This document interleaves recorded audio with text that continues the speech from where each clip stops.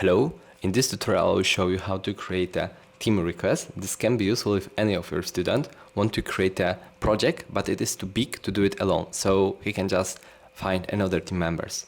Okay, so let's open our GDSC website template. Let's go to the pages and let's see the page before we make any changes. Let's see the teams. Yeah, so there are only the teams we already have created, nothing more. Okay, now we are going back there. We need to open assets, configs, and we need to find teams.json.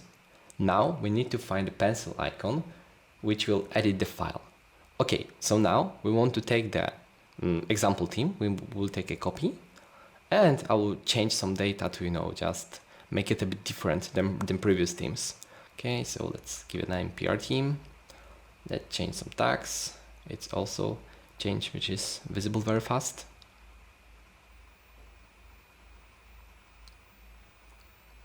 Okay.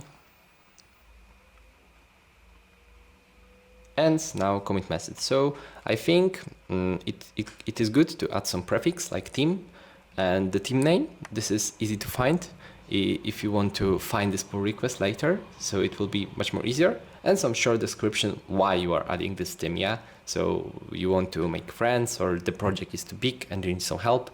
And now, very important part, we need to create a separated branch. We cannot commit directly to the master because we want to have a pull request.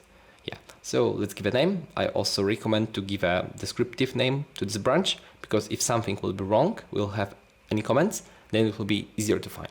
Okay, now we just need to add some labels. It is good to create, if there is no any, it is good to create, for example, a label that this is a pull request with new team. So let's select this and the reviewers. This is also a very important part because someone needs to review this change before it will be merged because there can be some problems. Yeah, so it is good to ask a GDSC lead or maybe some core team members.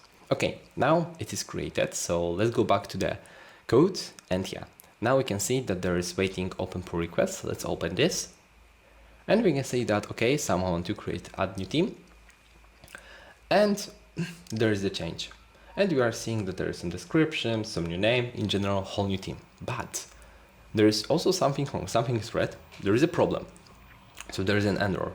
And actually this is why it is very good to check the pull request before we merge it. There is a missing curly bracket in the object. Yeah, so now I will just add the comment to let know someone who have created this request that okay, it has to be changed before we merge it with the master because it can just break our web page and this can stop work. Yeah, so let's add such comments. And now let's submit the review. And now I can add on the comment because I'm also the owner and creator of this pull request. So in general, if you are a creator, then you cannot approve your own changes. Yeah, so we just add the comments and yeah, okay, so there is a problem and you have to solve it before I merge it. So now me as a person who have created this pull request will see, okay, so I have a problem, so I need to change this. So I'm going to my code. Now I need to select the branch which I have created, so it is PR team.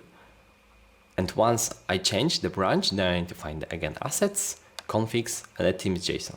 And make sure this branch is really the branch I have created because there's my addition.